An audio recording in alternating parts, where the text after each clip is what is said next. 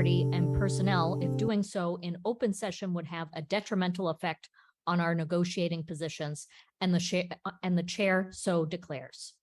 We will be returning into open session at the conclusion at our executive session.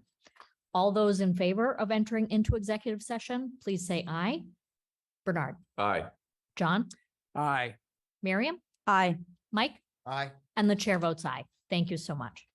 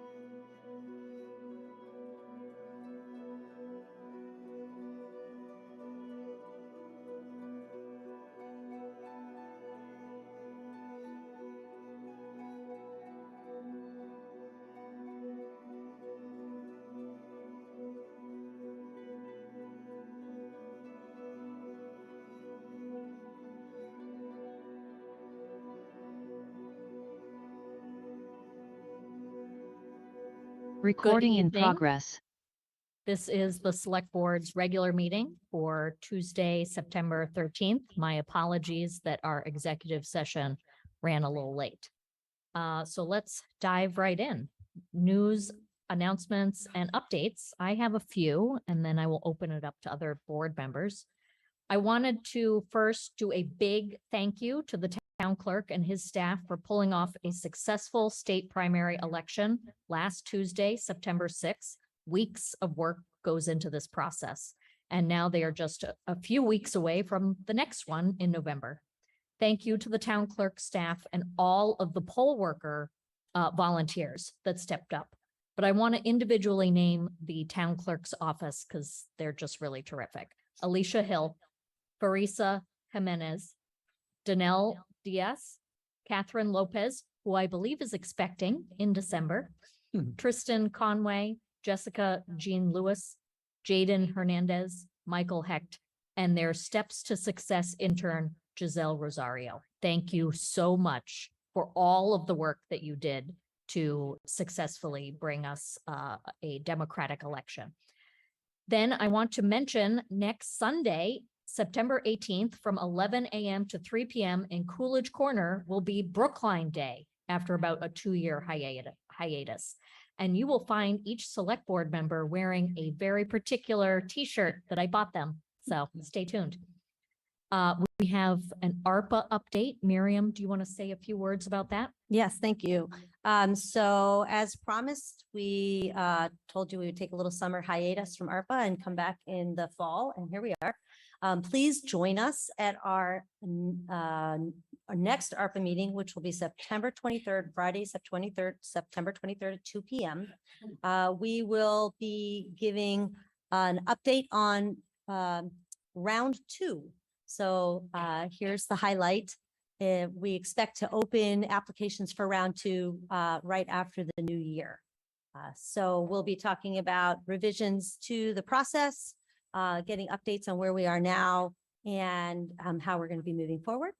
And we want everyone to know we are still in the process of figuring out premium pay. It is actually quite complicated. We will be posting all of the rules and regulations we had to follow and all the ways that we made the decisions on the website. So all of that will be public for everybody to see once we cross the finish line. But we are very close. Consider it a marathon. We're probably mile 22. Awesome. Thank you so, so much. And then just for me, finally, the town administrator's office and the Department of Public Health will be hosting a public forum on different wraparound social service models being used across the Commonwealth. Next month's panel presentation will include speakers from the state and neighboring towns so that Brookline residents can learn about the various options and strategies that we can take advantage of. More on that, stay tuned.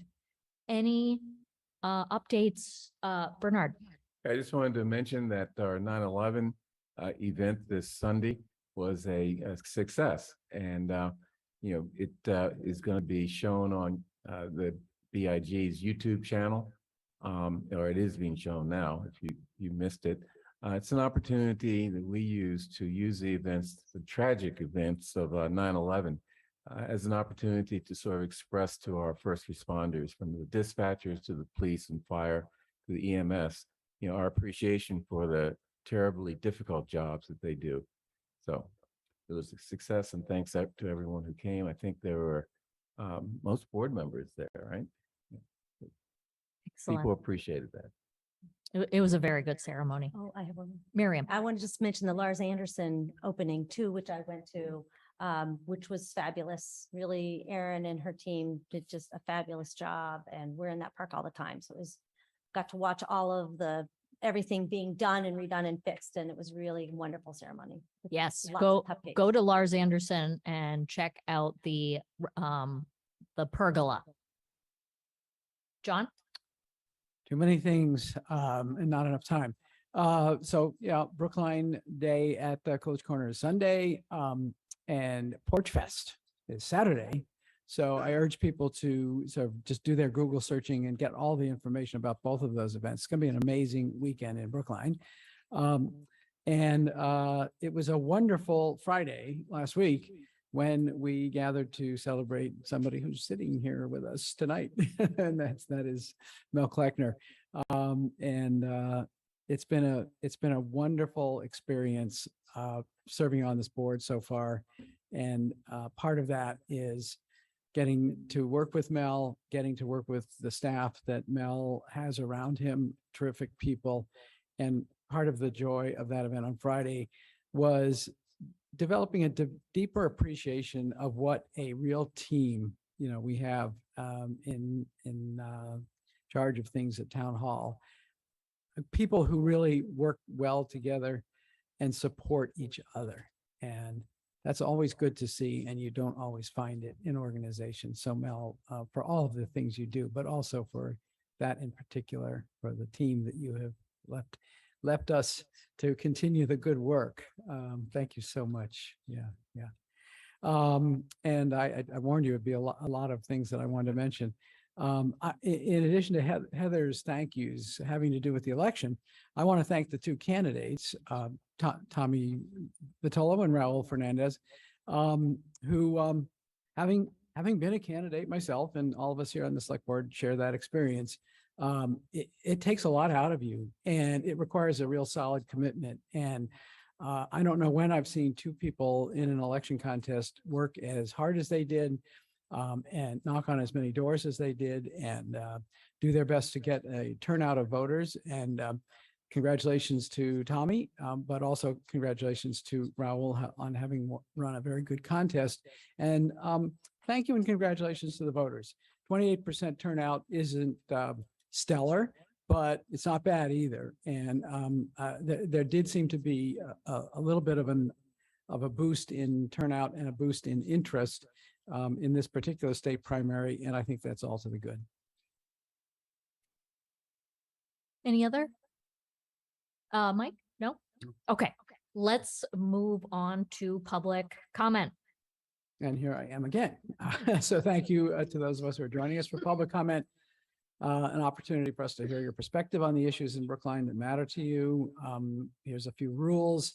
Each person speaking tonight is limited to 3 minutes. You don't need to use the entire time, but you may if you like. Please refrain from personal attacks and from addressing personnel issues during your comments. Members of the public sometimes raise questions during public comment. We may be able to provide a quick answer to a question, but are more likely to work with staff to get a more thorough answer and respond over email. We'll let you know when you have 30 seconds remaining. And when your time is up, please conclude your remarks at that time. And if you have more to say, you're welcome to send email to board members. So Devin, who's first on our list?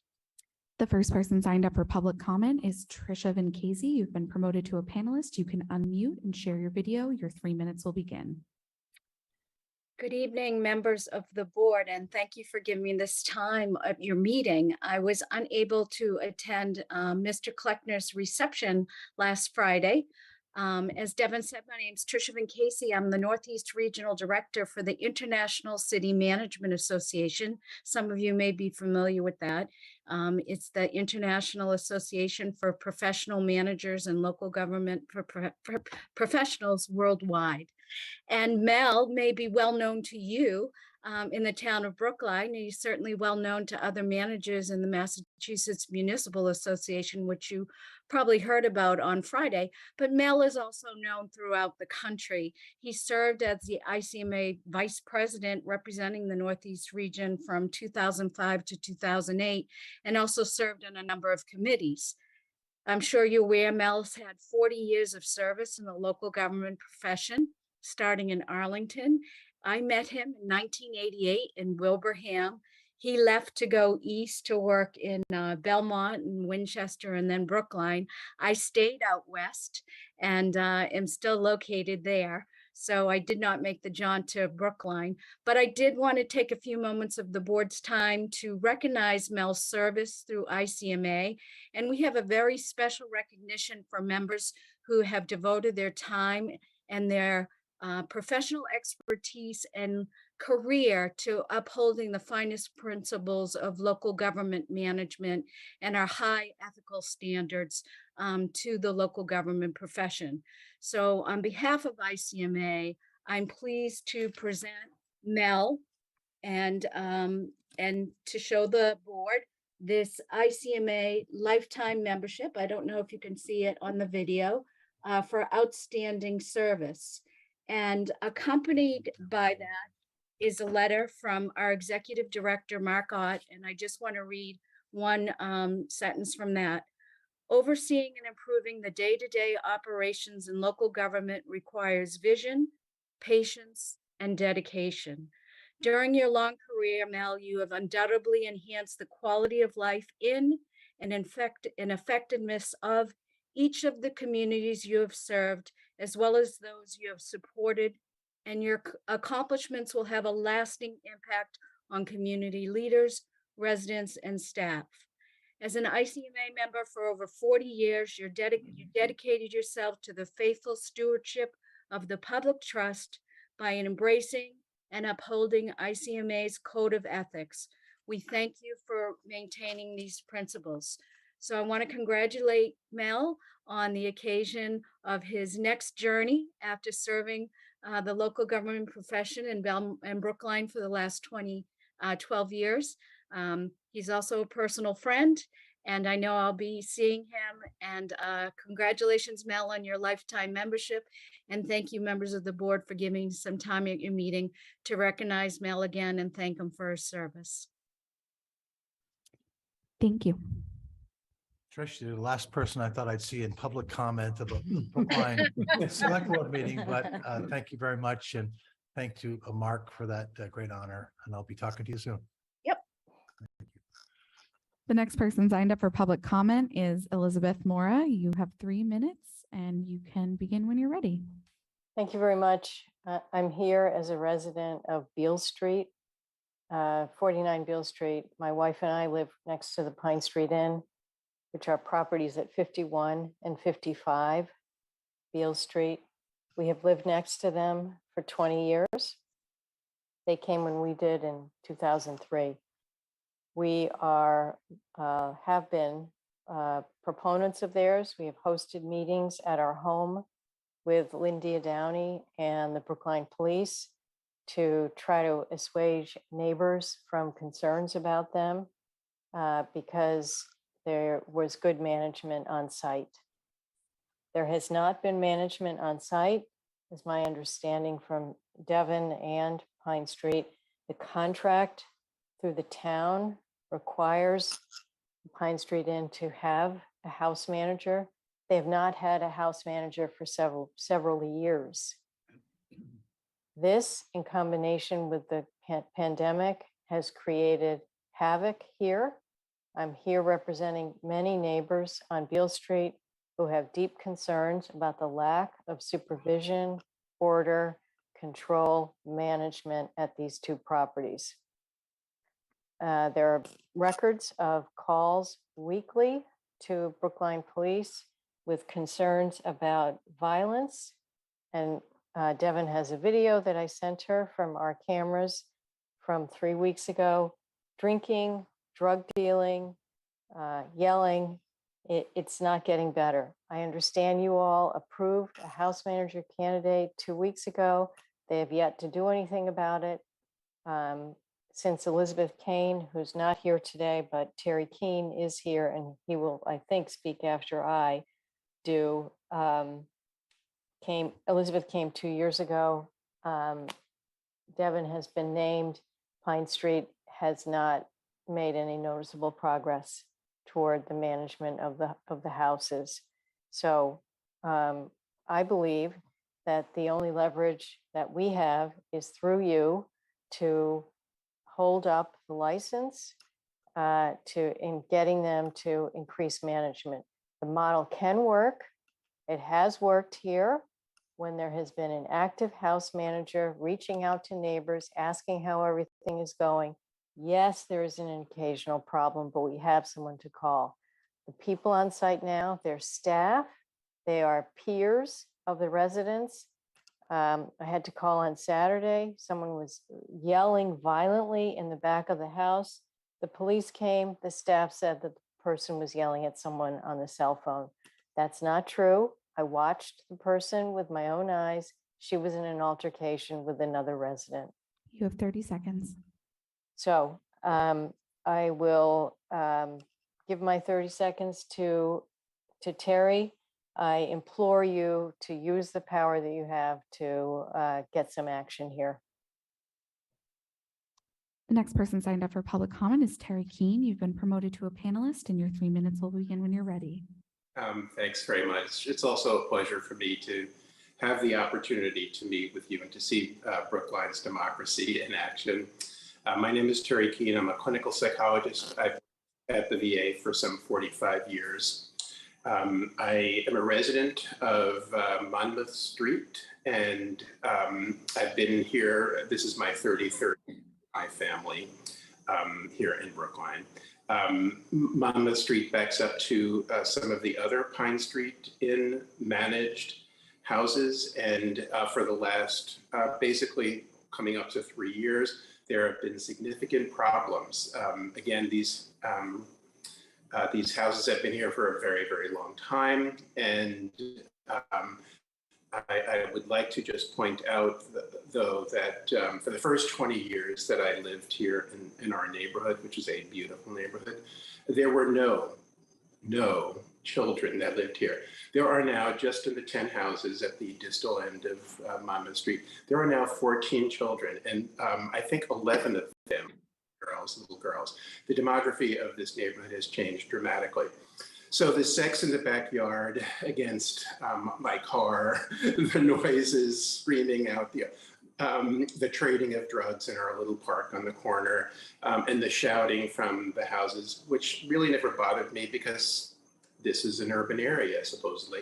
But no longer can we sort of ignore these things. And the neighborhood here has had literally dozens of meetings we've met with. Thankfully, Brookline has assigned us Devin Fields, who's been absolutely wonderful to work with. Sean Lynn Jones and Kathy DeVille have been very supportive of trying to do something about this. I see Deb Brown has joined us. Deb Brown has been involved, and she has seen and she's asked for our help, which we've provided. But for right now, I have to say that as we're learning more and more about how Pine Street Inn is managing, I want to say that I think we'd all be aghast at what they would call managing of the participants and the residents in these houses. The amount of noise has been unparalleled in my experience since the beginning of the pandemic. The screaming, yelling, and this is just what we see. Let me say that I'm as concerned about the people who reside in these houses. And I have actually taken the opportunity to speak with a few of them, and they find this screaming and yelling, psychotic kind of episodes to be unacceptable and frightening for them. We would like to be on your agenda in October. We think that there are things that can need to be done. We have spent literally hours and hours and hours with Pine Street Inn. The one thing that they have done successfully is to clean up the alley, and they've kept it clean, and they were good to their word for that. However, the problems that exist are legion. There are some very serious issues that need to be addressed, and either they feel unempowered, they feel unable, they feel financially unable to do it. But this is a town of Brookline problem. You have 30 seconds. Thank you. I know a lot about housing. I've established 4 houses in the city of Boston for homeless veterans with substance abuse, serious mental illness, post-traumatic stress disorder, and the like. We have never had problems like this ever come to my attention in my position at VA Boston. It just hasn't happened. And I think the reason is, as Beth Mora has pointed out, there is a lot of oversight and there is supervision and there are people who are available. Our understanding, for the 5 or 6 months that there was nobody behind us, no one in residence behind us, things were very much out of control. And we had our heads in our hands about what to do to try to make the neighborhood feel safe. We would very much like your help with this. We want to be a part of the solution. We think there are things that can be done. We have had many, many meetings to try to figure out how to get Pine Street to work with us successfully. Among the things that I was most concerned about was that Pine Street not only has that enormous facility in downtown Boston, but they have 38 houses that they are. You've reached your time.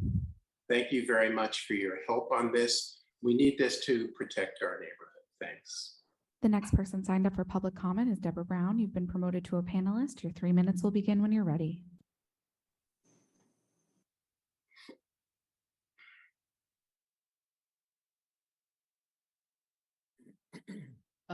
Thank you for allowing me to speak. My name is Deborah Brown. I'm a Brookline resident. I'm also the board president for the Brookline Improvement Coalition. This is a really busy evening, so thank you all. Mel, thank you for your hard work and your smarts. I appreciate it. I also appreciate that you are leaving Brookline in some really great hands with Melissa Goff.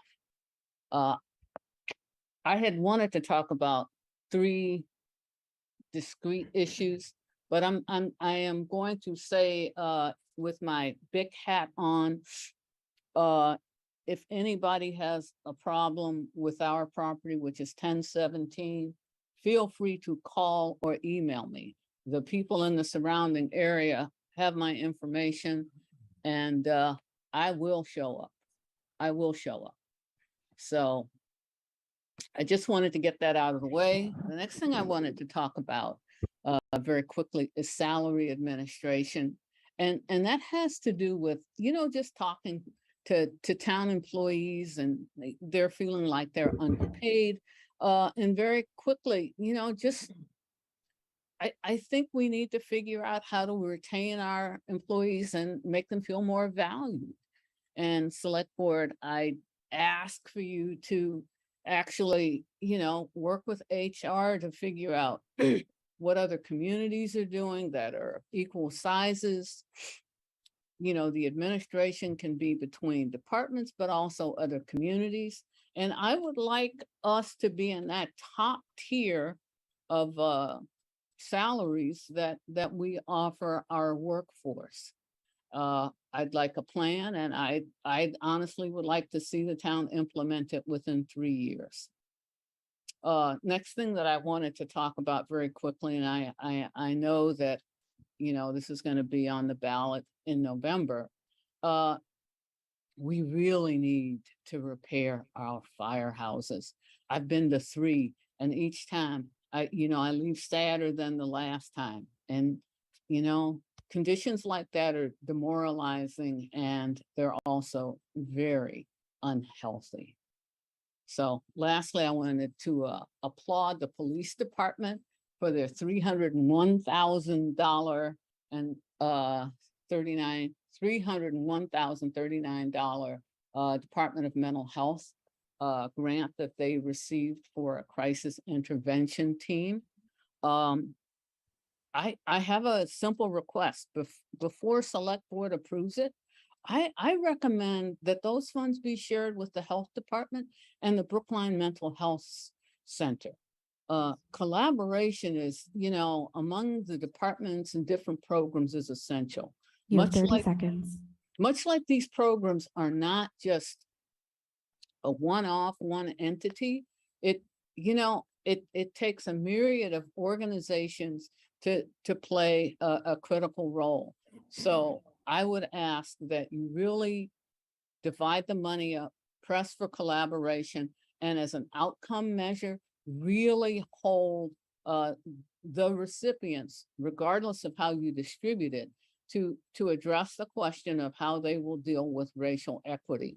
Because the numbers in terms of who gets stopped, how people, what kind of services people have access to, people of color are disproportionately disadvantaged. So thank you very much. The next person signed up for public comment is Marty Rosenthal. You can unmute and your 3 minutes will begin. Okay, I think I'm unmuted, right? Yes. Am I?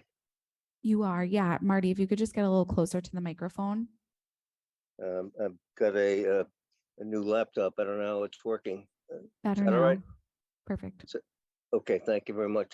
So I want to talk a little bit about the PCAC, and I'll spare you the history, but I have a little pride of authorship in both that committee and also the name of it, which Bernard and Mike Zurob went along with in terms of the naming. So my concerns are about appointing Scott Ananian, and I'm not going to oppose it, but I do want to express some concern. Scott is obviously very smart. He obviously works very hard. He's obviously concerned about Brookline. He's obviously got many, in fact, almost all of the same values that I have. But I was very disappointed August 23rd when he was interviewed that nobody asked him about the 17% defunding vote on the police budget, because I think that's a very big issue for appointing anyone to the PCAC. It was soundly defeated, but it was, in my view and the view of most of town meeting, very reckless about public safety, and it really had a bad effect on the morale of the department, even though it was defeated. So before last week, I would have said that's a litmus test and he should not be on the PCAC. But I've changed my mind on that, partly because of the good influence of Neil Gordon, and partly because I think it's time to do what Mike Sandman said about giving peace a chance. And I'm recognizing, of course, that was John Lennon. The other thing that I'm concerned about is I thought Scott at least fudged on May 10th at the hearing on Stanley's indemnity when he said he had voted for it, which he didn't vote for it, but that's a separate issue. So basically, I think now it's time to build bridges, not walls, give peace a chance, and I'm not opposing him getting on there. I hope he'll listen to some of my concerns and take them seriously. The bottom line right now is I know there's been a suggestion about expanding the committee. I think that would be a very good idea to keep the kind of balance that it has right now, which would be changed if Scott's appointed as one of the five. And secondly, they obviously have a lot of work to do, and I think getting two more people would be a big help. So I certainly don't oppose his appointment, but I hope that my concerns will be taken seriously. And thank you very much for listening. The next person signed up for public comment is Paul Warren. You've been promoted to a panelist and your 3 minutes will begin when you're ready. Hi, good evening. Thank you. My name is Paul Warren. I'm a town meeting member in Precinct 1. Thank you for the opportunity to speak. I want to make sure that I acknowledge Mr. Rosenthal for his kinder, gentler statements. I think that's important, and I thank him for that. Tonight, I'm coming before you to talk about the Planning Process Study Committee. I was a co-sponsor of warrant article 26, which was overwhelmingly approved at town meeting in November of last year. We then had a budget amendment that passed overwhelmingly to fund the Planning Process Study Committee. And on August 23rd, this board approved the charge for the Planning Process Study Committee. And I'm just coming before you tonight to say thank you for approving the charge. And I'd like to encourage you to move forward with staffing that committee and getting it going.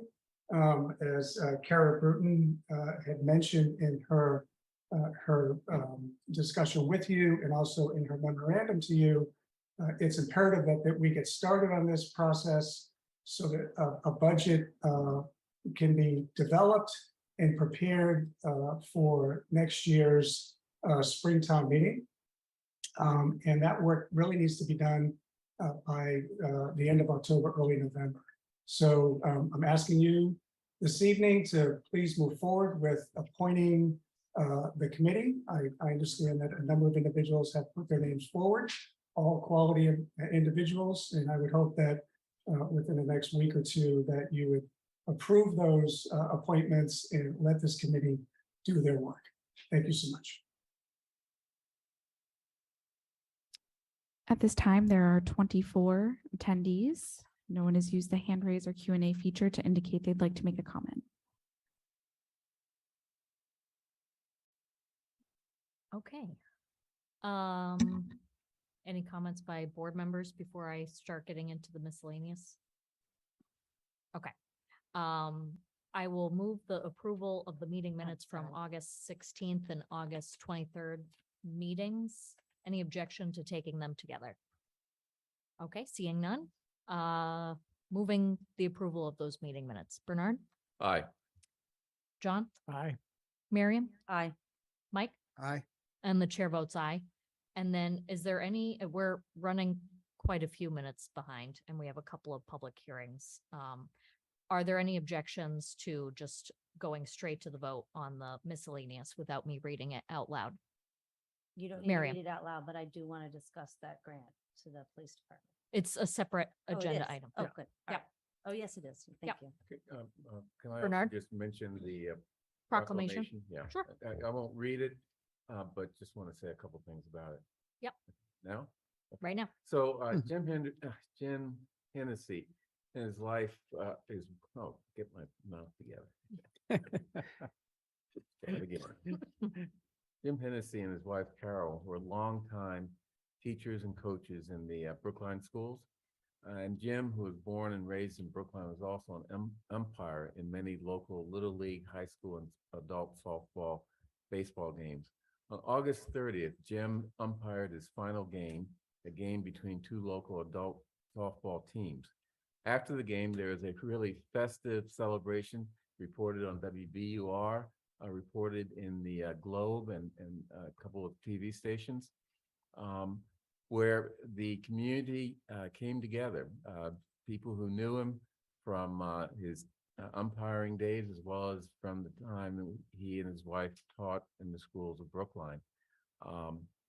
The proclamation in our packet is a small gesture of our appreciation, and I think the community's appreciation for over 60 years of service that he and his wife provided to the athletics and other students at Brookline High School and the school district here in Brookline. So that's in the packet. I won't read it, but he was a person who is he is a person who is very well respected, and I think that it's appropriate for us to do this resolution. Excellent. Thank you for taking that on, Bernard. Any other comments before I move approval of the miscellaneous consent agenda? Okay. All those in favor of approving the miscellaneous, that would include what's posted on our agenda, 9B through 9N. All those in favor, Bernard, Aye. John, Aye. Miriam, Aye. Mike, Aye. and the chair votes aye. Okay, the next item on our calendar is number 11, Police Department Grant. Miriam. Someone presenting? Oh, yes. Yeah. Yeah. Oh, sorry. Chief Pastor? Good evening. Thank you for having us. I'm here to discuss any specific questions anybody might have about our grant renewal. This is actually a grant that we at the police department first received for fiscal year 17, beginning in August of 2016. So what you're looking at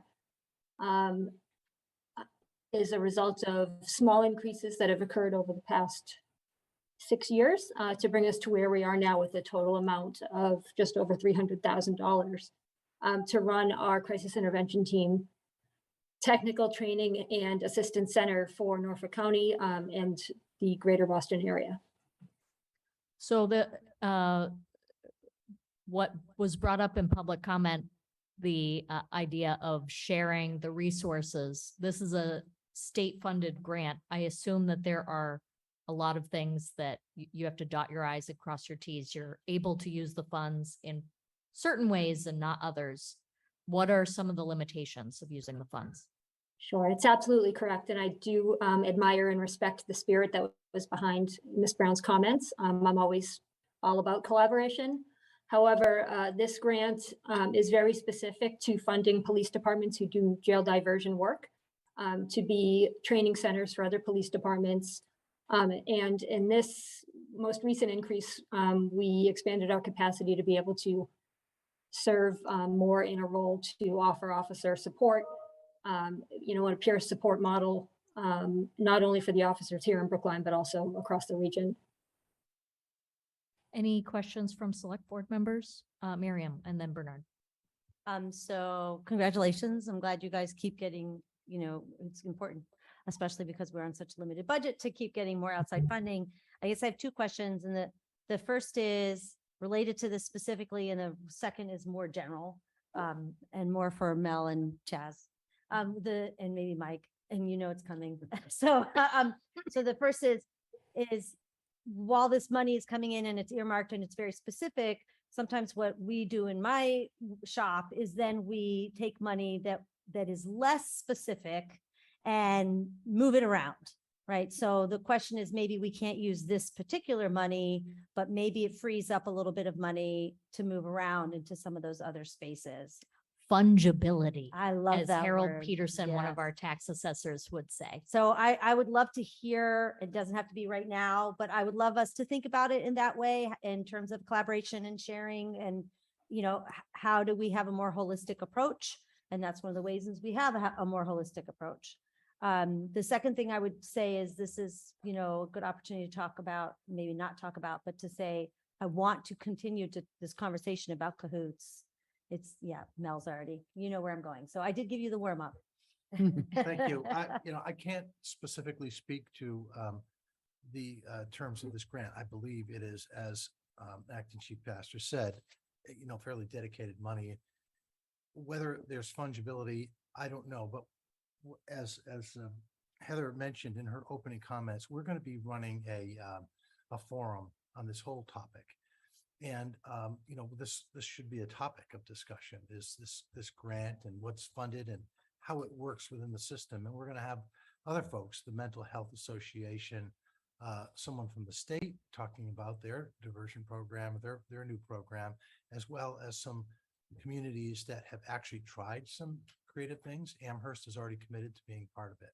So we will it'll be a very comprehensive type of forum. Thank you. Bernard. Yeah, by the way, there was a recent piece of legislation that the governor signed. I think it's called the ABC Act, mental health, expanding mental health services and resources here in Massachusetts. And I assume that we're going to be looking at that because it provides a lot of opportunities We're for. hoping that's also a presentation at this forum. Okay, from good. someone from the state. In terms of this grant, I mean, let's remember, this grant is for our police department, which is highly trained in CIT, or conflict intervention team, to spread that knowledge and those skills to other police departments. And remember, crisis. What's wrong with my mouth today? Crisis intervention team training includes as an essential component de-escalation training, going into situations involving all kinds of situations, but drug and alcohol, mental health, et cetera, and bringing the heat down so that the professional psychologists, medical personnel, et cetera, are able to go in and take it to the next step. So, I mean, the idea that, this is fungible, I don't think is true. This is specifically focused on training other police departments in the skills that we have here in our police department, which are critically important. So Don't interrupt. I don't think that we should, confuse those two things. And I think it's great that we have this grant, which is an ongoing grant, as I think Jim Pastor said, and hopefully we'll get more grants like this, and we can spread the Brookline success story with respect to policing across the Commonwealth. Miriam, did you want to? Oh, sorry, Chief. I'm just going to let Miriam say one thing and then I'll circle back to you. I'm not saying this grant is fundable. I recognize that this grant is earmarked. I'm saying that this therefore may make other money fundable. Other money frees up other money. Yeah. Okay. Chief and then Mike and then John. Yeah, I just wanted to add that, with respect to involving other agencies and certainly community members, when we first rolled out our CIT program, it was pre-pandemic. We were having quarterly stakeholder meetings where we invited members of the public to come in, share their ideas, offered, short training sessions where the public could learn about what everybody across sectors was doing with regard to this type of work. Pandemic did kind of shut us down, but we're hoping to, reignite, get those meetings back up and running. And at this point, I would not be doing the program justice if I didn't punt to Annabelle Lane, LICSW, who really, her work along with the work of Sergeant Chris Malin have really kind of propelled this entire program forward. And we wouldn't have what we have now if it wasn't for these two. Annabelle is also the president of NAMI, Massachusetts, and has a lot of experience and knowledge when it comes to the statewide rollout of the behavioral health initiatives. So I don't know if she wants to add or if she wants to, sit quietly, but she's a wealth of information. That's very kind of you to say, Chief. I just wanted to say if folks do have more specific questions about the grant, I know there's limited time in this meeting, but a lot of the funds, as has been discussed, it's very specific towards providing these mental health trainings to police departments across Norfolk County. We've trained over 700 officers. The grant happens to cover my salary as well as our administrative assistant who does data collection on the efficacy of those programs.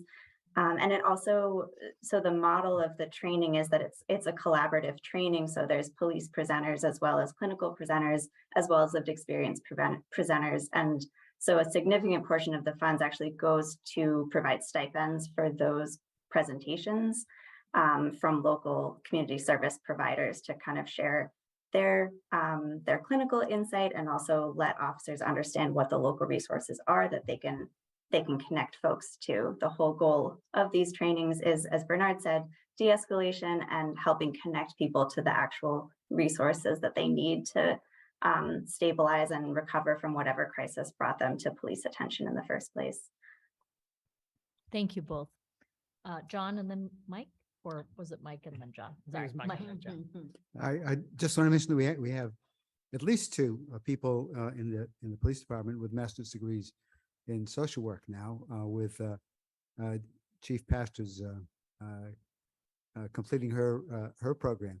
So I think we'll have, when we get to it, I think we'll have a pretty good level of understanding what we're looking for, both with the police department and beyond. John? Yes, I want to thank Chief Pastor for making that presentation and Annabelle Lane as well. And I hope people who are watching this at home sort of fully appreciate what they heard tonight, that in our very own police department, our acting chief is someone who probably more than anyone else in Massachusetts has been spreading crisis intervention training department by department across the state. And we also have the president of the National Association of the Mentally Ill, Massachusetts organization, as our Annabelle Lane, our social worker. So that's pretty extraordinary. I happen to think it's a pretty extraordinary department, and thank you for the presentation tonight. Any other comments before I move approval of the language? Okay, seeing none, I move approval of accepting a grant for the Brookline Police Department in the amount of $301,039 from the Department of Mental Health to provide training and technical assistance. All those in favor? Bernard? Aye. John? Aye. Miriam? Aye. Mike? Aye. And the chair votes aye. Thank you very much. And actually, we do have one more item for you, Chief, if you want to stick around. Excellent. I understand that we have a female officer that wants to return to the Brookline Police Department. Do you want to just take a moment to say who it is and why she wants to come back? Sure thing. Many of you might remember Officer Michelle Lawler. She left our department in very good standing in December of 2021 to pursue a career opportunity with the Massport Police Department. She's now seeking reinstatement here in Brookline, and we feel very fortunate that she reached out expressing her wishes to come back. Preliminary checks with Massport Police, the chief had very good things to say about Michelle and considers it, just as we did at the time, a great loss. She described Michelle as an amazing officer, and I concur with that statement. She was a great asset to them. She's very sorry to lose her. And we are hoping to get her reinstated here in Brookline as soon as possible. Excellent. Any questions for the chief? I'm delighted by this news. So I will move a reappointment of Michelle Lawler. Is that on the agenda? Oh, yeah. Yes. Oh, yeah. Yeah, we updated it, Oh, calendar. okay. time. Yeah. Yeah. So I'm moving appointment of Michelle Lawler as a police officer in the police department. All those in favor? Bernard, Aye. John, Aye. Miriam, Aye. Mike, Aye. and the chair votes aye. Thank you very much. And please give her our warmest welcome back. I will definitely. Thank you all very much. Fall special town meeting warrant. Oh, God, I read all of them. No, you didn't. Not Every in single detail, one? The first page of Yeah. every single one, Oh, okay. That's but the never- first page, not the whole thing. Should we take this up? Okay, because we're very behind in the public hearings. Okay. Yeah, okay. I just didn't know if we should take the public hearings first, but let's just continue and I'll do my best to get us through, to get us back on track. Melissa, how many warrants are on this one? So the warrant closed 2 weeks ago. We had the election last week, so we were delayed from executing. So people are clamoring to get their hands on these articles. 42 were filed. So we have 42. 42. 42. So we have our unpaid bills, collective bargaining. We have an article on creating an opioid settlement stabilization fund. We have our fire station renovation project that the board voted to put on the ballot in November, getting some updated cost estimates, which should be ready by the time that the board has their public hearing on this item. We had previously discussed the select board combined report recommendations and whether or not we needed to amend the bylaws to not make it mandatory to make recommendations on all articles. We'll have a conversation about that and what articles the board wants to discuss next week. We have an easement from DPW, a paper reduction article trying to reduce what we mail out, dealing with the newspaper notifications, the requirement that we publish in a newspaper of general circulation when there are no local newspapers anymore, an article on snow removal, an article on tree preservation, a couple on demo delay, design review. Then we have 2 on the town's pilot program. We have 6 on marijuana, decreasing the caps on certain categories of use, a resolution on budget review for the school department, a budget amendment for code enforcement, home rule petitions. There are 9 of them related to climate and fossil fuel free, all filed by Jesse Gray. A resolution on Asian American Pacific Heritage Month, a creation of a Black and Brown Club, revisiting the CDICR complaint process, an article on human trafficking around hotels, an article on bees, zoning bylaw on bees, a resolution around the golf course, resolution on a public pool, an outdoor pool, a resolution on affordable housing overlay, and then 2 around town meeting and disclosure of conflicts of interest in votes. So that is the warrant that you have in front of you. Also, we are continuing the tradition of having a special town meeting within the special town meeting so that we can segregate the budget and get that accomplished on the first night. We've run into dangerous territory of prolonging town meeting, which then disrupts our ability to set the tax rate. If that is delayed, then there's an implication on getting the tax bills out the door before the first of the year. So we really want to make sure that we get all of the business associated with that done in a timely way.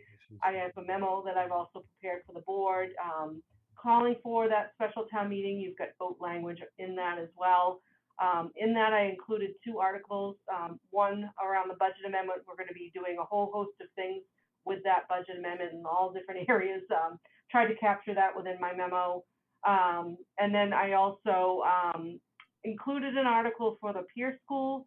I was hearing some late breaking information about whether or not there might be an election in the winter to deal with the peer school. The board had previously voted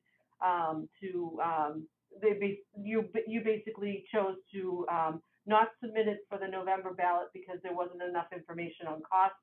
I believe the school building committee has provided some additional information and set a budget.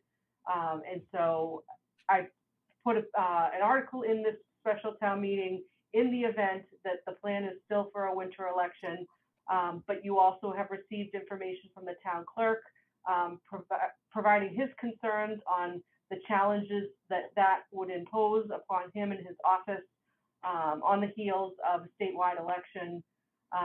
And then we also have a budget amendment that was filed with big town meeting.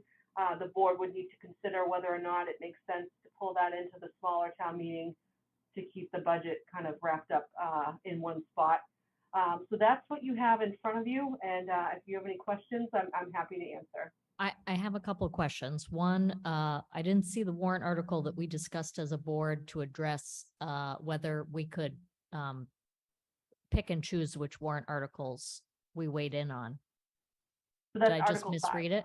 Oh, it's number 5? Yep. Oh, okay. It was a long list. Okay, great. So it's on there. And then what was my other question? Are board members okay with putting one of the warrant articles, I believe it's the budget amendment 23. in the special, and then I think one of my board members wants to move that all the resolutions are at the end. So Mike first. Okay, so with regard to warrant Article 23, which proposes to unbalance the budget by and spend $383,000 and some change, or $388,000 on trash receptacles in order to help mitigate the problem with the rats, without bothering to look for where that money could be taken from. The suggestion is that that be moved into the budget, the special within a special to move into the budget discussion. And I think that makes perfect sense. I do want to say that after our last town meeting in which somebody from the floor made an amendment that unbalanced the budget by $147,000 on the basis of an emotional concern about something that's a legitimate concern, I'm really disturbed to see this pop up again without the lesson being learned that if we're going to spend more money on one thing, we have to spend less on something else. And I hope that that will not happen again. And I'm not quite sure what to do about it if it does.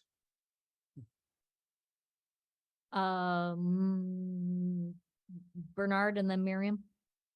I want to echo what Mike said. However, there's a difference, and that is when we unbalance the budget in the at the annual town meeting, we had an opportunity to fix that problem in the fall.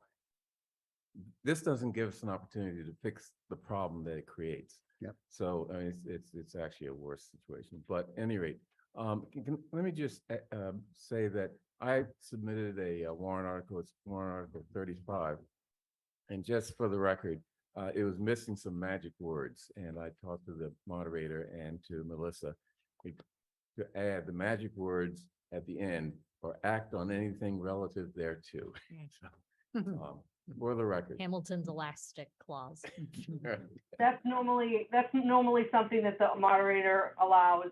If there were any other substantial edits to your article, I wouldn't be able to accept them. We fix them in the motion, but that change has always been something that the moderator has instructed me to add if it's missing an article. Okay. And, and the other thing, does anyone object to putting the resolutions at the end? Yeah, I suggested that. And the reason why is, there are a lot of resolutions that are going to take up a lot of time. We might as well put that at the end, so that we have more time when people are awake to handle the real substantive stuff at town meetings. So. Miriam? I was actually going to say that I support putting all the resolutions at the end. Okay. I second that. John? I just want to mention, it's a long list and I'm not surprised that it was hard to get through it without at least one little difference in the wording. And Melissa mentioned an article about the Black and Brown Club. I believe it's to form a Black and Brown Commission. And of course, there already is a Black and Brown Club and they're one of the ARPA funding recipients. I'm a little disappointed by how repetitive some of these warrant articles are. I'll be interested to see if there are different outcomes. I don't know of different information since we spent a very long time on some of these issues In the past. at like last town meeting. Oh, well, there's nothing on lawn blowers, so I don't know what you're speaking of. Fair point. Fair point. Okay, any other discussion before we execute the fall warrant and the fall special and then the special within the special? Everybody should read the article on beekeeping. I like that one. Yes. Yeah. We Creates a buzz. There is a bee crisis. Well, okay, how about what I do first is to move that all of the resolutions be towards the end of the warrant. Should I do that, Melissa, first? Yep, that's fine. Miriam? There's a comment in the chat that I think is worth. Oh, I'm not logged into Oh, yeah, the it's, thing. so Ernie Price said, how about putting the home rule petitions at the end as well? Well, that's quite different, I think, isn't it? Is it? Yeah, what is Yeah. the justification for that? Well, I know, you're just reading. Yeah. I mean, at least for me, I think because there's lots of steps between passing a home rule petition and having it actually go into effect Mhm. versus the warrant article. Yeah, I don't know, Mike, you can help me. I Yeah. thought it was an interesting suggestion and I'm putting it out there. Yeah, it's an interesting comment. Some of the home rule or some of the home rule petitions Maybe are, it's the home rule petition. should be make resolution. would make a substantive difference in the town's operation if they were to be passed by the legislature. Yeah. And so I think they're worthy of pretty serious attention. I The was just- resolutions are worthy of attention, but they have a different, they're not binding and they're not, we don't trundle off to the legislature, ask for help with them. The only other thing I would bring up is we should be cognizant of trying to group things according to subject, because what the moderator sometimes does is to debate group over all the of them. debate. Yeah. So, I don't want to split things up Right. too much. That's fair. Just so that we do what we can to try to shorten town meeting as much as we possibly can. Yeah. But the debate will be the debate, but we don't have to have the same debate 3 different times in the same town meeting. Sorry. No worries. Thank you. Thought it was I'm worth not it, logged into discussing. the meeting. Yeah. So if there are any questions, bring them to my attention. Any other discussion? So right now, I'm just moving that all the resolutions be placed towards the end of the warrant. All those in favor, Bernard, Aye. John, Aye. Miriam, Aye. Mike, Aye. and the chair votes aye. Now I am moving this, do I move the special within the special and then okay. Wow, I'm getting used to this. I would move the special within the special, according to the memo that I prepared, but then also with the addition of pulling out Article 23 out of the larger warrant and inserting it as Article 3 in the smaller special. Okay. Going to try to do that. So move. So I will move executing the, Well, we got to start with opening, we have to open the warrant first. So in my memo, there is, I can read it if that's easier. yes, please. Okay, so first you have to vote to call a special town meeting on Tuesday, November 15th at 7:30. So that's a half an hour after the bigger one at the high school auditorium and via Zoom to waive the requirements of section 2.1 through 2.1.2 through 2.1.4 of the town's bylaws. And so that those are notice requirements around opening and closing the warrant. And to insert in said warrants the following articles. And Article 1 is the budget article, which is included in my memo.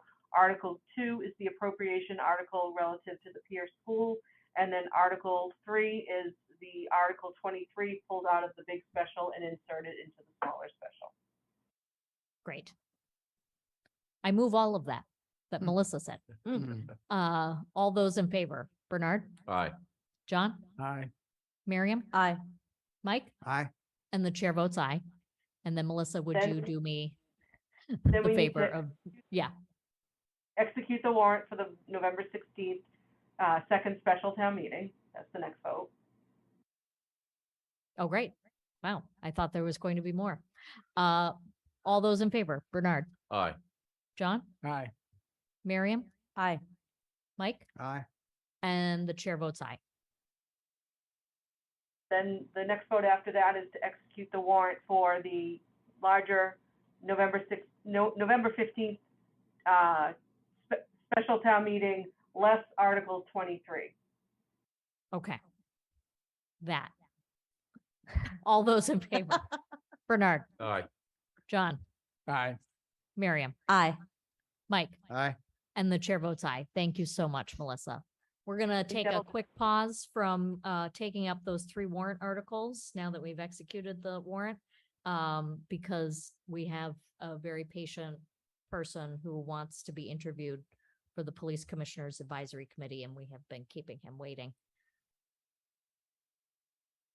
Lee Greenblatt is interested in being on the Police Commissioners Advisory Committee.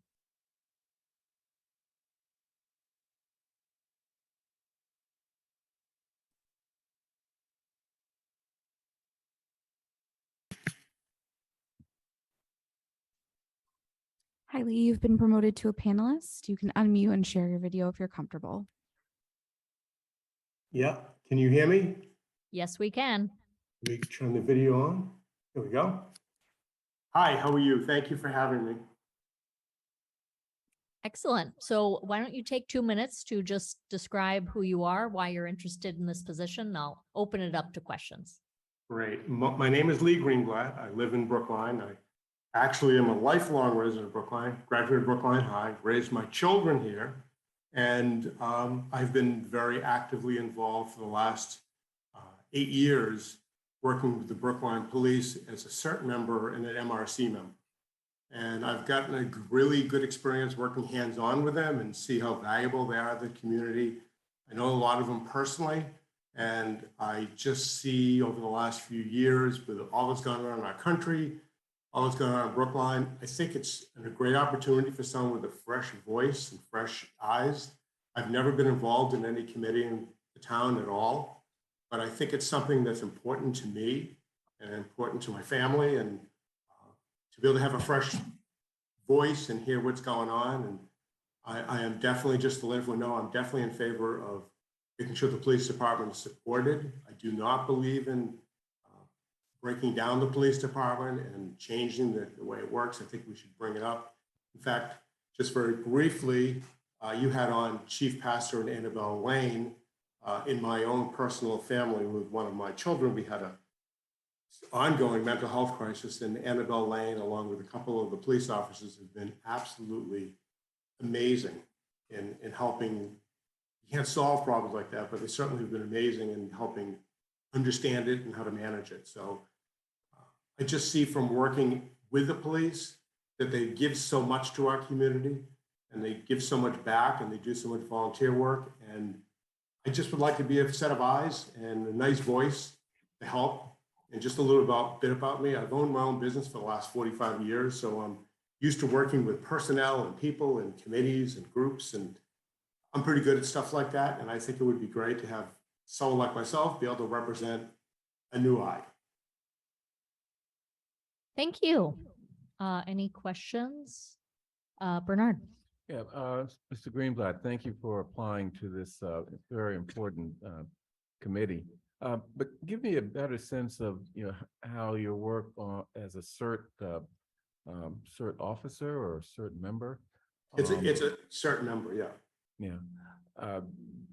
Has provided you with the sort of understanding of the issues facing policing that this committee works on. It's very interesting you should say that. Other than the fact that you know people. Right, no, of course. Part of the CERT training is a 10-week course on training. And part of the training is to go through the police station. And one of the trainings they gave us was going into a situation room where you were trained as an officer, where someone had a gun, and you had to make sure you understand what the situation was, and you could see the pressure that these individuals are under, how to police properly and without being biased or showing prejudices, which obviously has been a problem in our community. And I've been involved a lot with sheltering when there've been issues in town, when it was been, in fact, during the marathon bombing, when we set up shelters and got people water and gave them a place to stay. And I've been very involved in that with the people also, but getting a perspective by being involved in the police, you can see what they deal with every day. And we set shelters up during the marathon. And we worked with the police during the immunizations for flu clinics and for Brookline Day and Brookline High graduation. So the CERT group has always been involved in that stuff. In fact, there'll be a group of people on Brookline Day this Sunday who are going to CERT volunteers who will be helping just manage the crowd and help the police and be eyes for them. Miriam. Thank you. And thank you very much for applying and for letting us chat with you. I think I'm actually struggling in the same way as Bernard is without ever putting words in your mouth, Bernard. Please don't. I'm said without. But I'm just trying to figure out beyond knowing the police, having a personal connection. This committee deals with some very complex policing issues, including complaints, including equity. And so I guess what I'm trying to figure out is, what do you bring? Where is your skill set to this committee, especially when we're talking about some of these more complex issues of policing, of equity, diversity of complaints, this is more than just, I want to support them, which is great. I hear you, but I need to know what other skills you're bringing to the table. When you say fresh lens, I need a critical lens. So I would like to hear a little bit more about what that critical lens would be. The experience I bring is, as I said, I've owned a business. I've had people work for me. I've dealt with, obviously, not only municipal level, but on the private level of understanding what it takes for personnel, people, situations like that. I don't have any skills as a social worker. I've never been a police person. I've never been a town meeting member. So I'm just a resident who cares and wants to try to help make it better. I don't have a skill set that would qualify me to do anything other than learn as we go. And I'm not sure, I'm hoping that will be what you're looking for. If it isn't, then, I appreciate your time, but I think I do have a lot to offer as a longtime resident and someone who understands what the town is dealing with. I heard tonight the conversation, I've been on for a while, so I heard Mr. Rosenthal talk and understood there's some controversy about the police department with budgets, and there's been a lot of negative stuff for the police. I saw on Facebook the other day, and I just think it would be great to have someone come in and listen and learn and grow. I mean, as each one of you people on the select board went for an election, most of you did or didn't have a seat first, and you learn when you get there. So I don't have any exact skills that you're looking for, but I do have a hard work ethic, and I'm interested. I'd like to make this town a better place to be and live. As I said, I've been here and living in this town for over 60 years. So I do care about where I am, and I care about what happens here. And I think at this point, I really would love to try to become a positive asset to the select board and the town. John. Thank you. Yes, thank you so much for coming forward to be interviewed for this position. And I'm hoping that through this item on our agenda, the public will get to perhaps better understand what CERT is. And you've already explained it a little bit, but one of my connections, it's not a connection to CERT, but one of the occasions on which I'm very aware of CERT is the annual Boston Marathon. And I'm just wondering, have you ever volunteered during the marathon to be part of the CERT emergency response volunteers? Yeah, I was on the original committee that started it, and in fact, I captained the All Saints Church, and I organized a group, and I'm there from 6 a.m. to 6 p.m. and we set up inside the church, and we work with the church, and we work with the Red Cross very closely, and we coordinate care for the spectators, and we work closely with any runners that are injured, and the police are there along with the fire department, and I'm kind of the person that coordinates that for the CERT coordinator in the police department. I've been doing it now for 8 straight years. Yeah. We did it twice last year because they ran the marathon in October and again in April. Yeah, and it may have been mentioned, but again, just for the edification of the public, 200 CERT volunteers in Brookline, which I, again, find amazing. And Miriam's raising her hand. She's 'Cause I one. am one. She's one. Good for you.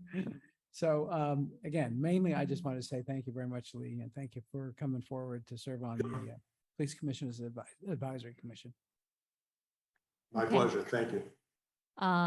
We do need to move along. Thank you very, very much for your interest. Great. Thank you for having me. I appreciate your time. Okay. So let's circle back on the warrant articles. I think we can get through them fairly quickly. Melissa is still on. Good. So warrant article 1, 3, and 6. Are you gonna talk about 1? And who's gonna 1 and talk 3. about article 3 and 6? I'll take Article 3, and then I believe there should be someone from DPW prepared. Great. Rob King is here in the attendee list for Article 6. Article 1, we put on our warrant every year in the event that there are unpaid bills. At the time of your hearing, which is tonight, we don't have any unpaid bills, so the recommendation under that article is no action. Okay. Any questions or debate about moving no action? There are no unpaid bills, so I will, Actually, sure. there was a question of, maybe this is gone by the boards, the search firm that sent us a late bill with regard to the police chief search. So we have, I believe that has been something that was submitted after the fiscal year closed. Right. And so I don't believe that we are pursuing that one. If it does come up that we do have to do something with that, I'll be back and asking you to reopen it. But at this time, Okay. we're not asking for that to be part of what we're part of this article. Great for the clarification. Any other comments before I move no action on warrant article 1, unpaid bills? Seeing none, all those in favor, Bernard, Aye. John, Aye. Miriam, Aye. Mike, Aye. and the chair votes aye. Warrant article 3, opioid settlement stabilization fund. So this article is looking to create a stabilization fund in order for the town to capture what we will be receiving over a series of many years as part of the settlements that the Attorney General reached with some of the drug companies around the opioid crisis. So there was a $525 million settlement. The town is a participant in that and will be receiving a series of payments starting this year. We've already received $60,000. We'll be appropriating that as part of the budget amendment for town meeting. We are going to be receiving funding from until 2038. It's approximately $1.7 million currently. That may be revised as other providers are added to the settlements. So we are obligated under the terms of the participation in the lawsuit to spend these funds for a specific purpose around substance abuse prevention. Segal has provided me with a memo on what she is looking to do. She is looking to, at least for the upcoming use of funds, she is looking to develop a community substance abuse prevention coalition and provide support around that effort.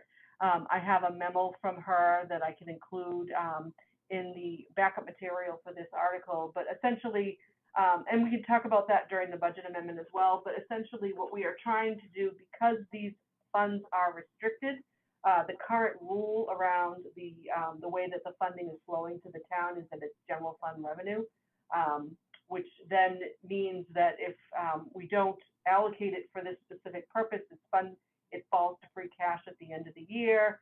Then we're going to need to take it out of the free cash allocation and appropriate it for this specific purpose annually, which would be a little bit of a cumbersome exercise. The state legislature is looking at potentially creating a mechanism for communities to segregate the funding, but until they do that, we're kind of in this predicament of having to capture the funds every year and then allocate it out of the free cash allocation. So what we can do is create a stabilization fund that then will allow us to earmark these funds, put it into the stabilization fund, and then annually appropriate them as they accumulate for the purposes of the substance abuse program. So that is what this article is looking to do. It should be something that is relatively familiar to the board and town meeting, because that is what we do with our host community funds around marijuana. So essentially, you know, it's creating the fund. The fund would not start until fiscal 24, because once you vote, then the effective date is the following fiscal year. And so any funding received after fiscal 23 would go into the stabilization fund, and then it would require a vote of town meeting in order to withdraw it. Okay, not to belabor this point. What was I gonna say? Oh, which body is going to come up with the recommendations on what these funds should be used for? So this is still going to be an appropriation that will be required to spend these funds, but because there are specific requirements around the use, we're going to be relying on the public health department to make recommendations on the use of funds, and then ultimately town meeting would be voting on those recommendations for appropriation. Okay, I think Segal's excellent. already working on this. Great. Do you want to come up to the mic? This is a public hearing, so I'm opening it up to the public. Regina. Point of order, perhaps when COVID started, I missed out on this, but there was a bylaw requiring that all warrant articles had to have at least one public hearing that was noticed first before there were any votes.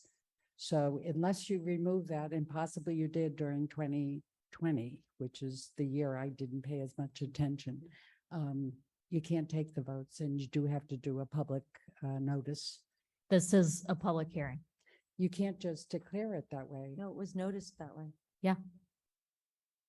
These are the public hearings. Okay, my agenda didn't seem to say that. Okay, thank you. Okay. I do want to say. Review and possible vote on the following warrant articles for the 2022 special town meeting: warrant article 1, warrant article 3, and warrant article 6. But These. it's prefaced with warrant articles, public hearing, 6:45 PM. So I think that's what it's Yeah. So if anyone in the public that wants to make a comment regarding articles 1, 3, and 6, get my attention or get Devin's attention.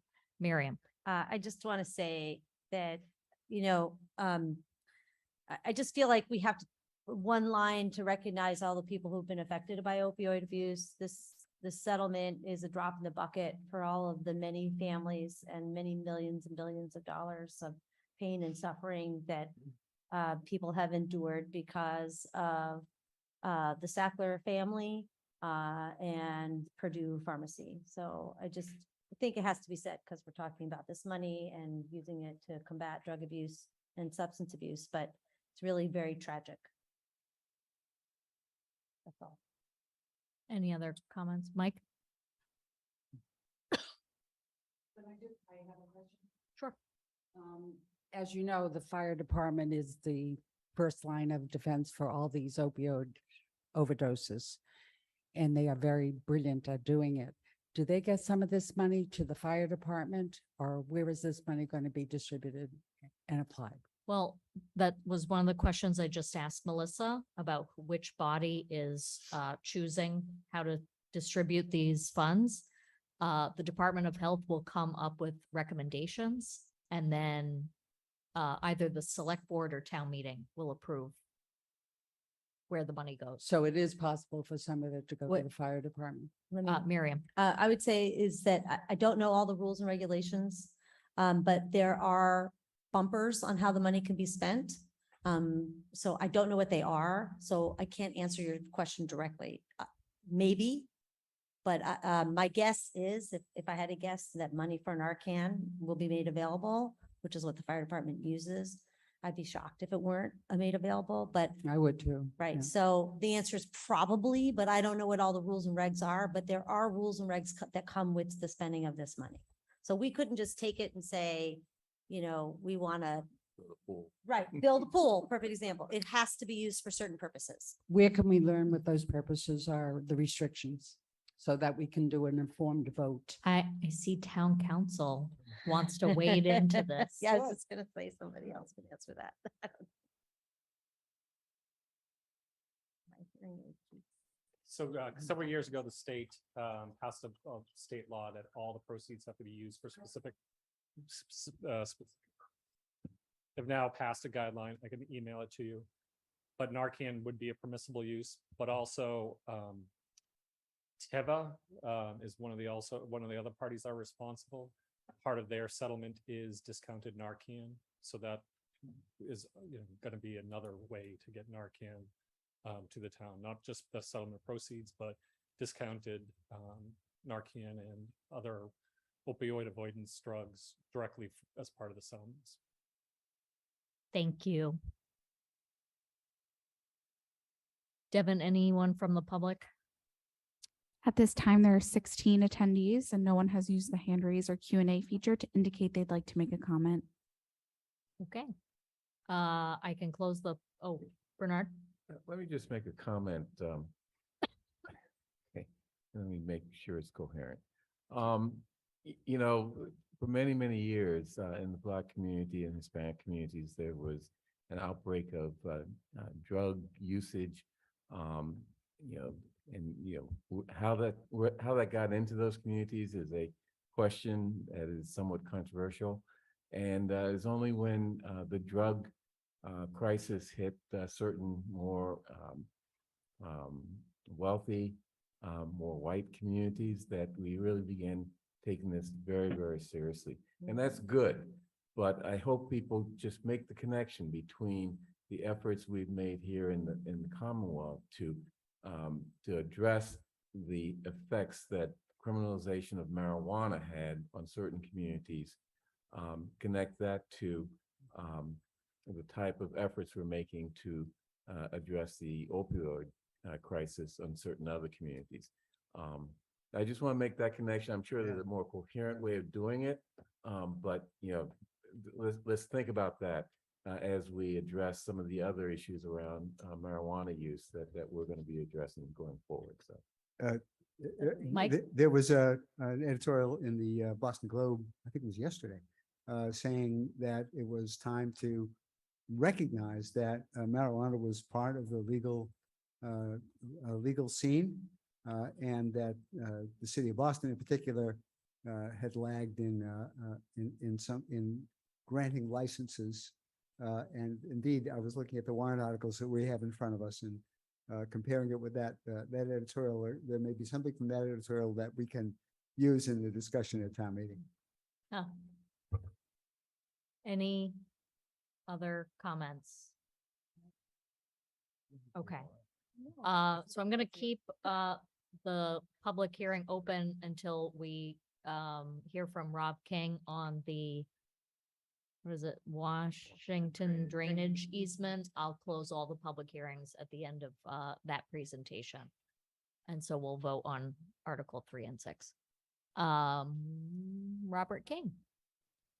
Thank you, to the Chair. Good evening, everyone. Rob King, Director of Engineering and Transportation for the town of Brookline. The item for your consideration this evening as it relates to the warrant article.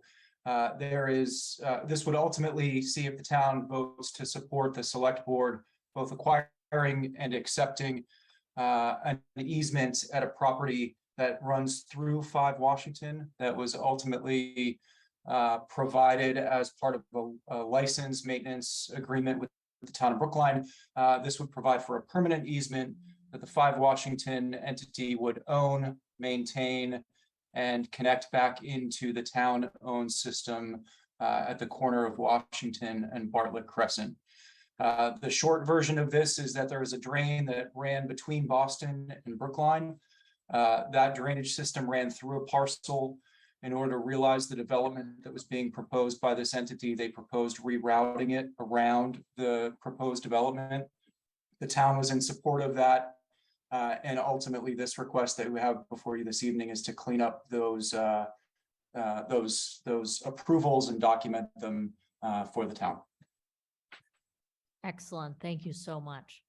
Any questions? I think town meeting has gotten pretty familiar with easements, so let's hope that this is fairly straightforward for them as well. Any comments before? Okay. So thank you for that presentation. Thank you. So I will move language for to move favorable action on warrant Article 3 and then warrant Article 6. Yeah, I'll close the public hearing unless anybody has gotten in touch with Devin about speaking. No? Okay.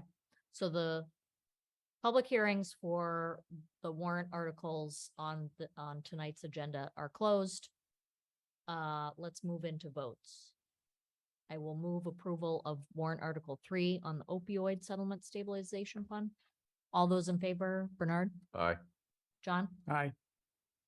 Miriam? Aye. Mike? Aye. And the chair votes aye. And then warrant Article 6, 5 Washington drainage easement. All those in favor, favorable action. All those in favor, Bernard? Aye. John? Aye. Miriam? Aye. Mike? Aye. And the chair votes aye. Miriam, we will see you when you rejoin us. We're going to slide into some other public hearings, but these are more grant of location and noise bylaw. My apologies to the staff who we have kept waiting. These were originally noticed for 7 p.m.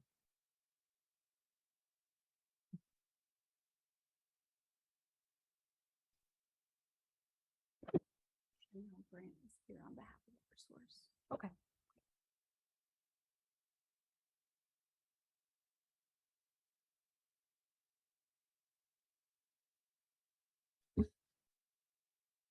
So are we waiting for Eversource? Oh, she's here. Oh, she's here. Does Just say hi to her. does she want to say anything about the Beacon Street intersection, Center Street? Yes. About this grant of location? Okay, request? can you hear me? Yes, yes, we can. Okay. Hello, my name is Chanel Grant. I am from Eversource Energy, and I'm here for a grant of location to install conduit on Beacon Street, 1361 Beacon Street, for an electrical vehicle charger. Let me see. And we're installing a pad mount transformer. Great. Is this on public property or is this for a private residence? Oh, no, this is on public property. Oh, Yes, great. this is for the town, for your town of Brookline. Okay. For excellent. electrical vehicle charging station for the cars. Is it going to, how long is the work? would Okay, you it's suppose? 25 feet of conduit coming out of manhole 9038. And it's going to to the pad mount, and then we're going to install an electric vehicle cabinet. So we're So is installing it the like pad mount. a day's work? Well, we need a day for the conduit and then a day for the pad mount. No more than 3 days. And then we have to wait for the cabinet to come in due to low supplies. We just have to wait for that stock item to come in for the cabinet. Excellent. Would this be during the day or? Yes, this will be during the day. Any questions from other board Yeah. members? I did see Bernard first. Yeah, I'm just curious, is that gonna be placed at one of the parking spots on Beacon Street? No, it's not going to be, it's going to be beside a parking spot, but it's like in the grass area. There's like a little grass section. I think it's intended for one of the public parking Okay, so spaces. yeah, next to the railroad tracks or the T tracks. Okay, got it. Yes, it's in the grass section. Yeah, it's not going to take a parking space. No, it's not. Yeah. Mike? Just out of curiosity, level 2 charger, level 3 charger, what's being installed? Just one electric vehicle charger. Just But one. what's the, do you know what the capacity is? 240, The capacity. 440, 220, 440? Okay, let me see. That's on my Todd paperwork here. I don't, oh, Todd, Todd is trying to raise his hand. Todd, do you have the answer to this Thank you, question? Board. Yes, Todd Crane, Transportation Administrator. This is a DC fast charge. This is part of. Okay, great. Yeah, this is the only part of the Beacon Street EV charging program that this board has supported twice with a contract with Eversource Make Ready, as well as Green Spot, our contractor that can move forward on Beacon Street. Excellent, thank you. Any other questions? My last question is, Beacon Street is well-traveled and, but it is mostly 2 lanes in both directions. I assume 1 lane will be closed for like a little while as the work is done. Yeah, we'll ultimately, again, through the chair, Rob King, Director of Engineering and Transportation. So our team works closely with Eversource, just as we do with all the other private utility companies that are in town. We'll work closely with them to minimize any of the impacts that may be experienced to the traffic. Ultimately, we want to get in and get out as quickly as possible. And they've been good partners with us in that effort. So we'll do whatever we can to make sure it's both safe and fast. Great. Thank you so much. Any other questions before I move approval of this grant location? Oh, this is a public hearing. This is a public hearing. Any members of the public that wish to speak? At this time, there are 11 attendees. No one has used the hand raise or Q&A feature to indicate they'd like to make a comment. Yep.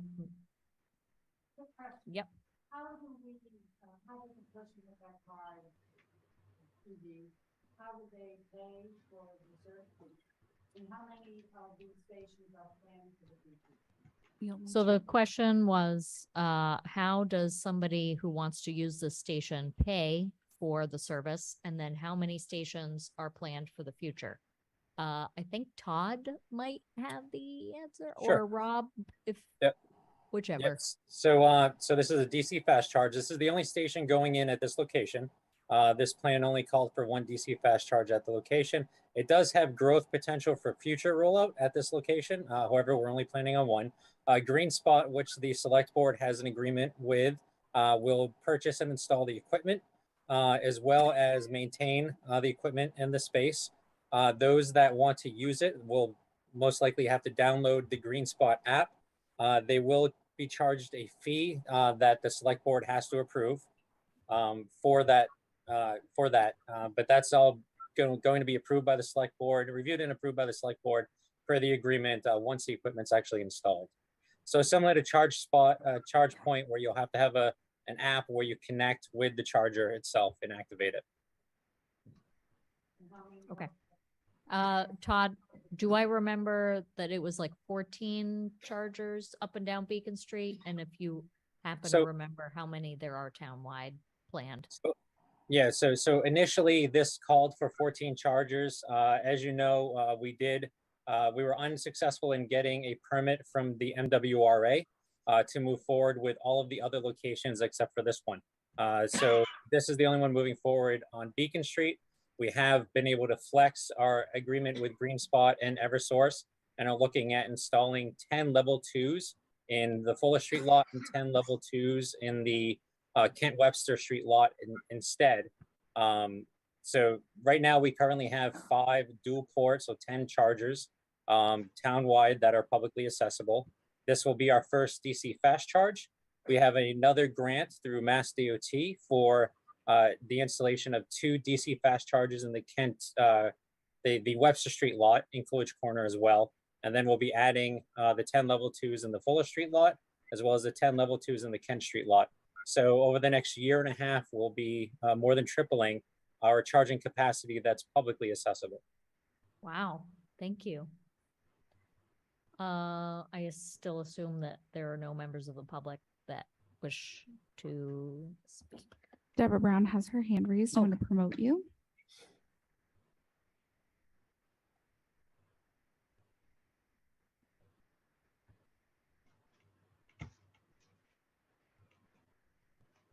I'll be quick. Todd, thank you for answering one of my questions, and that was about potential funding sources for the charging stations. This is a question that this is more for the select board, I think, than Todd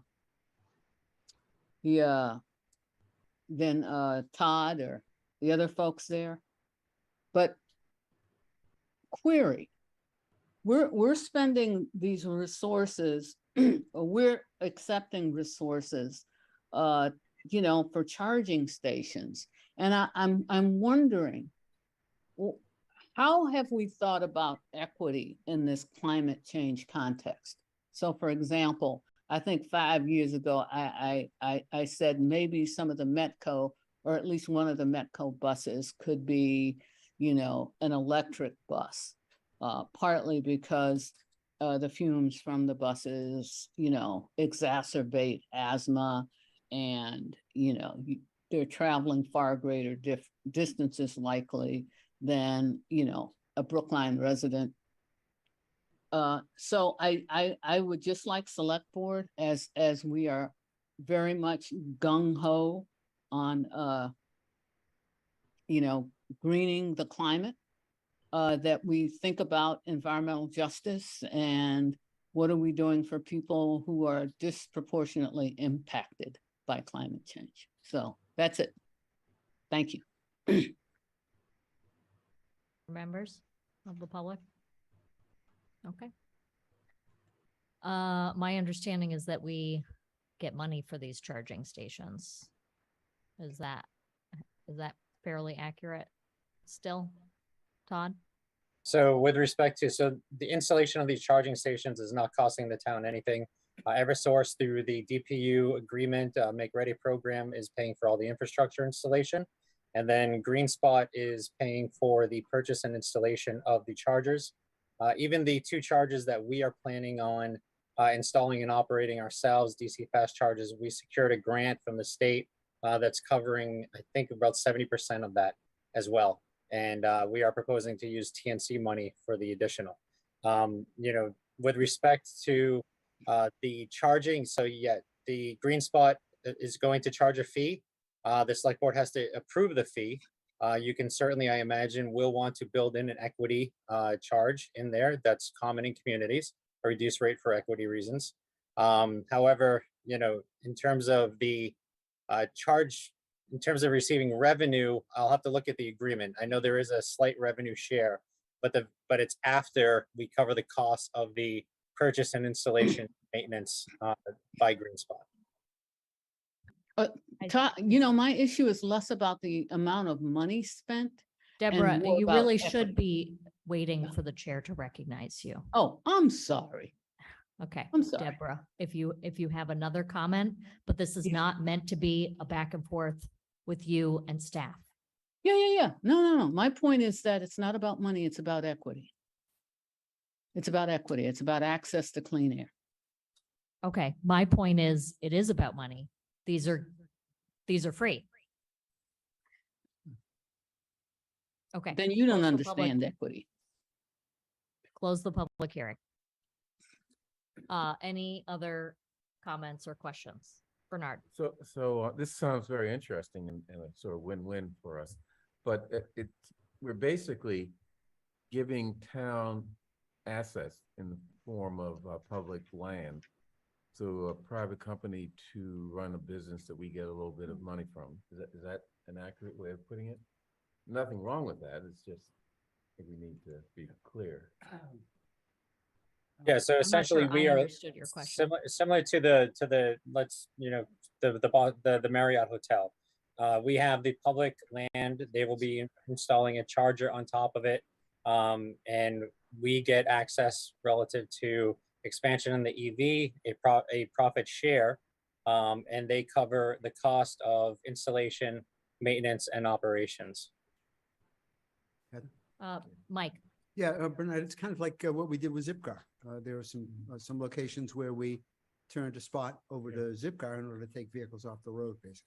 Yeah, no, I'm not objecting to that. Yeah. I just want to make sure that we're clear. on Right, but there's an established precedent. Yeah. That's my point. Some Good call question. it a public-private partnership. Yeah. Any other comments? So the public hearing is closed. Any other discussion before I move approval of this grant of location for Beacon Street? Seeing none, I move approval of the grant of location request from NStar Electric Company doing business as Eversource Energy for permission to construct and a location for such a line of conduits and manholes with the necessary cables therein under the following public way. Beacon Street at the intersection of Center Street, install pad mount number 27983, an EV station 23 feet westerly to existing manhole number 9038, installing approximately 25 feet of conduit. All those in favor? Bernard? Aye. John? Aye. Has Miriam joined us yet? I'm looking for her. Yeah, I got her. Okay. Miriam, Yes, I'm here. Yes. do you want to Aye. vote yes on this grant of location? Hi, can you not hear me? Okay. Yeah, Yes, yeah. thank you. Aye. And Mike, Aye. and the chair votes aye. Thank you so much. Thank you. Okay, thank you for approving it. Okay, moving into noise bylaw waiver public hearings. The first one is a waiver request from McCourt Construction for a number of roads: LaGrange Street, Hammond Street, Dunster Road, Middlesex Road. This is a public hearing. Ryan and Logan are here. Brian and Logan. Good evening, Madam Chair. Can everybody hear me all right? Yes. Great, thank you. My name is Ryan Earl. For those of you who don't know me, I'm the community relations specialist that serves the town of Brookline day to day for Eversource. The reason we're here tonight, and some of you may remember, is to get a noise bylaw waiver for a transmission project that runs from Boston to Brookline. On the call with me tonight is Jerry Pop, our construction supervisor, who in a minute will kind of go over the reason why we need this 24-hour continuous work. And we also have Logan Trupiano, who is our door-to-door outreach person for this work. This is a very fast-moving project. The last time we were here was in March before the select board to receive permission for the noise bylaw waiver for phase 1 of our project. This is phase 2. At this time, I'll turn it over to Jerry to go over our schedule. Like I said, in the original application to come before you tonight, we had November. I believe that one of those dates that we will first be in Brookline will be October 6th or October 9th. Jerry can correct me, but at this time, I'd like to flip it over to him, a little more detail of why we need this waiver. Thank you. Hey, thank you, Ryan. I appreciate everybody's time tonight. Like Ryan said, my name's Jerry Pop. I'm the construction supervisor for the ongoing project. that runs through Brookline and parts of Boston. So as Brian said, we are applying for the noise bylaw waiver like we did very successfully in phase 1 of the project last year. So there'll be nothing new, same operation. So we're looking for 24-hour continuous shifts at 4 locations. They run approximately 4 days of continuous nonstop work. I think Ryan laid out the locations. We have one on LaGrange, one on Hammond, one on Dunster Road, and one on Middlesex Road. We plan to start on October 9th on LaGrange Street and then progress from there. I do have a schedule I can get out to everybody. I believe Ryan has it. Just a couple of notes here. Again, as Ryan said, we've done this in the past. Last year very successfully. We didn't have any issues. The reason that this continuous operation is needed is once you expose the cables inside these manholes and begin the splice, that activity needs to continue until it's completed.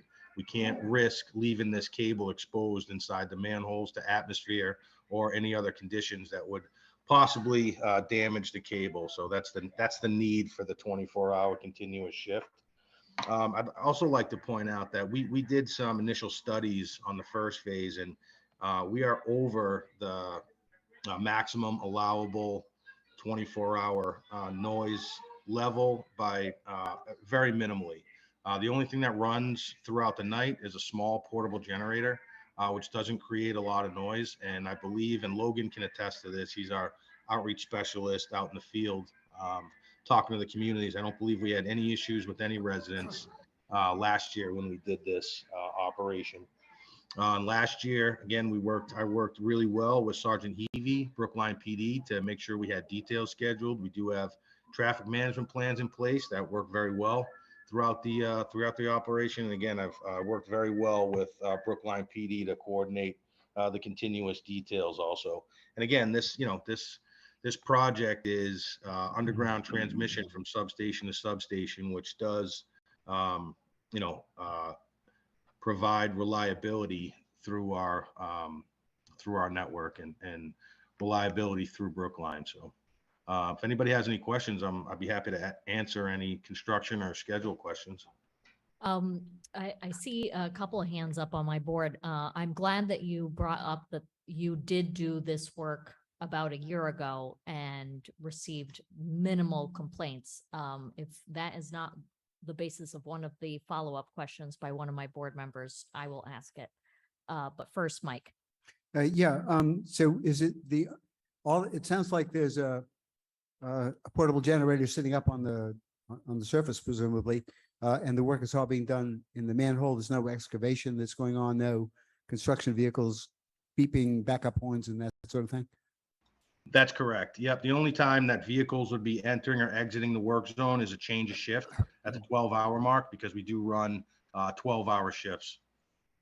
Thank you.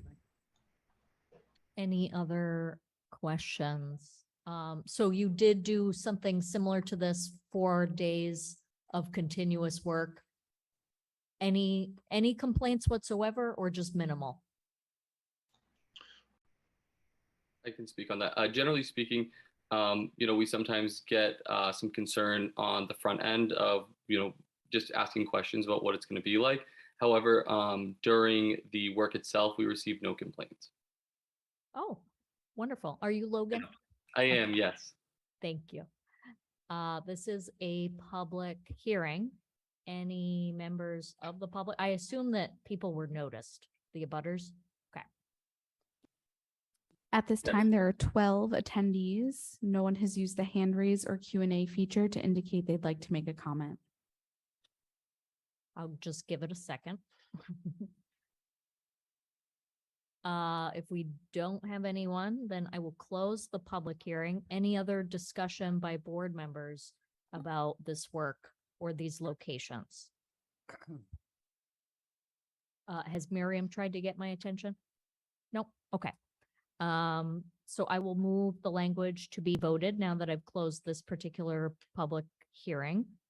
I move approval of the application for a noise bylaw waiver from McCourt Construction, a contractor for Eversource, for 24-hour overnight work in November 2022 at the following locations: 65 LaGrange Street, 811 Hammond Street, 40 Dunster Road, 230 Middlesex Road. All those in favor? Bernard, Aye. John, Aye. Miriam, Aye. John, not John, Mike, Aye. and the chair votes aye. Thank you. Thank you very much. Great. Our last noise bylaw waiver public hearing of the evening. Who do we have? Yes, let me go to my. I am, Madam Chair, I'm here for this one as Oh, well. good. Hi, I'm Rob. also joined by one of my colleagues on the engineering and transportation team, Bill Smith. There I see him being promoted. And we're also joined by Eric Stamp from Etna Construction. They are the contractor doing this work. If he has been able to stay on with us, let's see. We got him. So once again, while those gentlemen are joining us, I'll kick things off here through the chair to the board. Again, Rob King, Director of Engineering and Transportation for the town. This board is obviously very familiar with this project, right? Rehabilitation of the historic Steel Truss Bridge.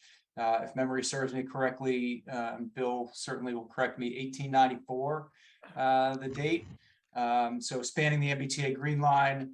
We are currently working with Mass DOT to replace this bridge structure. We've been through this exercise before when we had to remove the existing structure. The effort that we're now asking for your support in is to put the new structure in place. Ultimately, what that means is that there's equipment that has to be set up. Bridge has to be brought in. Bridge gets picked, set, pinned, bolted, welded, and then the operation can return to regular working hours. My experience with the installation of that bridge is going to stop there, and I'll turn it over to Eric to answer any specific questions that the board may have about time frame, order of operations, what it means. But to answer the question that I know that the chairperson asked a minute ago, we did notice the abutters for this project as well. So Excellent. I'll leave it there until we hear what the questions are. Thank you. My burning question is, when do I get to walk across this bridge? Love it. ASAP. Hi, thank you all for having me. My name's Eric Stamp with Etna Bridge, project manager for the Cotton Street Footbridge. To answer your question, it is looking like the spring of next year following installation of the bridge on this upcoming surge. We have several activities that need to take place to make sure the bridge is safe and ready for pedestrian traffic. Long time coming. Thank you so much. Any comments? Happy to be here. Just thinking that we've been actually working on replacing this bridge since 1894, but it's not quite that long. But it feels like almost, it's got to be 30 years that this has been going on. Yeah. The feasibility study was More than that. 1999. Wow. Right. Goes back before that. Yep. Bernard. Yeah, as I understand, the abutters now support the bridge. It wasn't always the case because the bridge does provide some access of Boston residents to Brookline, but that issue has gone away. And I remember when I first came on the select board, we were fighting over the Carlton Street Bridge because the original plan was not handicap accessible. And, you know, that was a big fight. So I'm awfully glad that we're finally getting this bridge in place after all these years, not just since the 1800s, but since the 20th century started also. I can't wait to see what it looks like. It's going to look the same. It's the same bridge. Well, not the Excellent. same bridge. It's the same structure. Is that right, Rob? The design. Same structure with appended accessibility yeah. features, the ramps. Yeah, with the ramps and so you can see the ramps are in place and so. And the structure itself was raised nearly 1.5 feet. Okay. Oh, okay. All right. Okay. This is a public hearing. At this time, there are 10 attendees. No one has used the hand raise or Q&A feature to indicate they'd like to make a comment. Any other comments by select boards before I move approval of this noise bylaw waiver? Seeing none, I will move the issuance of a waiver to the town's noise bylaw at the request of, is it Aetna Bridge Company Incorporated for the period extending from 7 p.m. Friday, September 23rd to 2022 through 8:30 a.m. Sunday, October 2nd, 2022, a time frame coincidental with the planned MBTA 9-day surge shutdown of the Green Line D branch in order to allow for the craning, setting, and securing of the rehabilitated Carlton Street footbridge span above the MBTA tracks. All those in favor? Bernard? Aye. John? Aye. Miriam? Aye. Mike? Aye. And the chair votes aye. Thank you I did so want to much. make folks aware there is a question in the Q&A that says, what day will the first bridge section be installed? I mean, it'll be installed by October 2nd. Right? That is correct. It will be installed during that surge, that 9-day surge. So by October 2nd, that first span will be set. Of Great. Thank you. course. Thank you for the support, everyone. Appreciate it. Thank you. Thank you all. So number 19 on our agenda has been postponed until September 20th, which is our next board meeting, the Pierce School Building Project Update. Bernard, did you want Yeah, to let say me just something? explain what happened. It's unfortunate that there was some confusion here. There is an item that was on the agenda for the listing of so-called proprietary items that the board has to approve that would be included in contracts that we let out. Proprietary items being those hardware items that we want to direct the contractors to use as opposed to their off-the-shelf stuff. So that was, it was confusion here because that was put on the agenda and in the packet. So that was taken off because it's not ready yet. Okay. But it will come back. And next week, as you said, is what it says here on the agenda is item 18, a vote on the Pierce project schematic design and the budget that we have to present to the MSBA for their approval. So. Okay. So next week is going to be the big show. It's going to be Yep. very interesting. I had also asked Ben Kaufman, the town clerk, since there is a question about whether or not there will be a special election that his staff would be required to execute.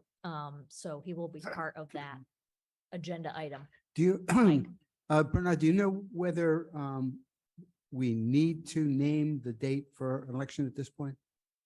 Oh, it's a good question. I don't think so. Okay. But at some point, fairly. Oh, of course, quickly, yeah. Do it. Yeah. I understand that. Well, fairly quickly. I don't think we can put that off, So my understanding, based on conversations, is that we will need to react once the MSBA votes on something, and there's a question about when they're going to vote on that thing that we then will have to react to. They will meet, I think, sometimes in September, sometime in October. Well, it's December 21st that they will have to vote on our proposal. Right. So Adam, they will have a meeting. Yeah. They will vote on something, and then that sets the clock Right, for us. right. That was my understanding. Yeah. Yeah, And but we it- don't have to try It's and set a date. unclear which meeting at like upcoming meeting, Hmm. they are voting on the thing that will then trigger us. Okay. Thank you. Heather, if I may, I did Yeah. talk to the project manager the other day from left field. So I do have some additional information that it would be helpful. Sure. So my understanding is that the co-chairs of the school building committee need to submit a letter by September 30th to the MSBA, basically explaining the path forward that the building committee Can you is. talk directly into the mic? I can't hear you. It's just really soft. Maybe Big Okay. can kind of turn you Sure. up a little bit. I'm just moving my phone closer. That's my audio. So September 30th, a letter from the co-chairs of the building committee needs to be submitted to explain the path forward that the town is pursuing. I understand that feasibility funding runs out somewhere around October 15th. There is an October 27th deadline for the town to submit schematics. That at that point, that would be when the town would be looking for a potential extension. That extension would be considered at a December 21st MSBA meeting if we are, we need to ask for permission to get on their agenda on the 27th. And then in terms of our requirements around timing, if the town meeting votes the appropriation article in November, an election would need to be scheduled within 90 days of the close of that town meeting in order for it to be effective. Okay. 90 days. So we'll be like 2 weeks shy of our normal town election. Yeah, and the question is whether there's some flexibility, which we'll need to discuss. Yeah. Yeah. Okay. To be determined. In terms of delaying so that we can do this at the In one same shot. time in May, May 2nd with the town election. And that depends on whether MSBA is going to go. along I with appreciate Right. that. Yeah, as Yeah. I say, we need to be asking them. for among other information. things. Yeah. And whether we want to pay another $3 million for the building, et cetera. Right, many interesting questions. Yep. Yeah. Okay. But we will be having a more robust update with the schematic design and budget next week, Right. correct? Okay. And I'm going to try to get the slide deck to the select board early. Okay. So that you have time to really go through it in great detail. And also, you really can't get a sense of what's going on at Pierce now from looking at pictures or reading a slide deck. You really have to go there. And like I've always said, see it, feel it, smell it, and really understand what we have at that building that is a big problem. Mhm. So, if people want to go, if board members want to go, or people in the audience want to have a tour of the Pierce building, they should get in touch with, I think, they can get in touch with me, and I can arrange to have the principal help you out there. There's actually quite a detailed spreadsheet with what's been sort of removed from value engineered out and what the decisions were. And it's very helpful in understanding the change from the original estimated cost to the current estimated cost. And if you could provide that to everybody and make that public, that would be great. It's a very good piece of work. John? I just wanted to also note that for people who want to learn more about the project, a couple of the members of the advisory committee have been doing a pretty good job of monitoring the progress of this at meetings of the Pierce School Building Committee. And there will be, at least it is scheduled as such, an advisory committee meeting on Monday to hear from the Pierce School Building Committee and from Left Field, the project managers, and to allow the advisory committee members to ask a lot of their questions and hopefully get a lot of answers to their questions. So people should check out the town calendar for the advisory committee meeting that's coming up on Monday. Bernard. Like you said, I think the two people you're referring to are in fact members of the committee. And we're doing a lot to answer their questions, but we should be aware of the fact that we run out of money. Our design team is to a significant degree, if not totally, working on the expectation that this project will go through. We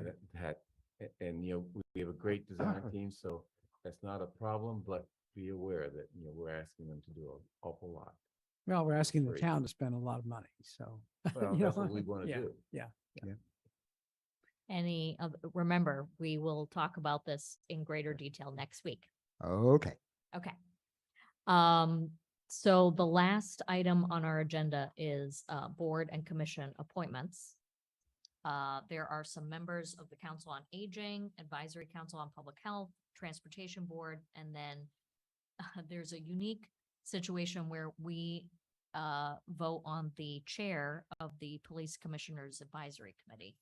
So maybe we can do that first because it is a little unique. As many of you know, Linda Roseman is not seeking reappointment and she was the chair. So we need to replace her as the chair, and we will probably have to replace her on the committee as well. But the chair is the more important thing to dispense with so that they can meet and they can conduct business.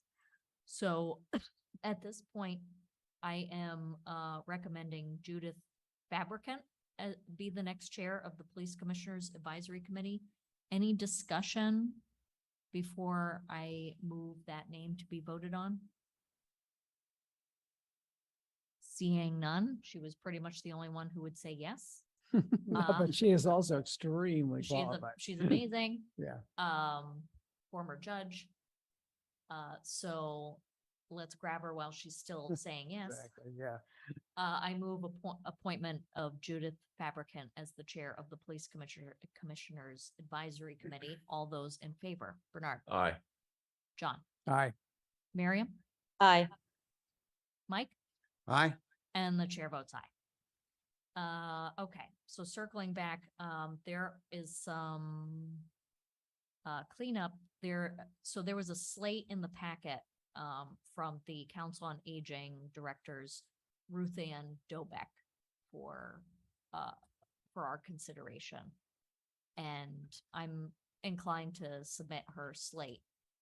Any comments about that? As the select board member of that Council on Aging, Ruth Ann, excuse me, takes this responsibility very seriously, and these are good names. Yeah, so I just want to vouch for them. Okay, Let's go. so let's move approval of the slate as presented in the packet from the Council on Aging's Director Ruth Ann Dobeck. All those in favor? Bernard. Aye. John. Aye. Miriam. Aye. Mike. Aye. And the chair votes aye. Next, the Advisory Council on Public Health, Leonard, oh boy. Jokovitis. Jokovitis is a full member of ACPH, who replaced someone who resigned for a term expiring in 2024. But he is currently an affiliate member, so this would be a slight promotion for him. Any comments before I move this name to be voted on? So the board is aware the resignation is Dr. Anthony Schloff, who was the former chair. Ah, wow, okay. So I will move appointment of Leonard Jokovitis. as a full member of the ACPH for a term expiring in 2024. All those in favor? Bernard. Aye. John. Aye. Miriam. Aye. Mike. Aye.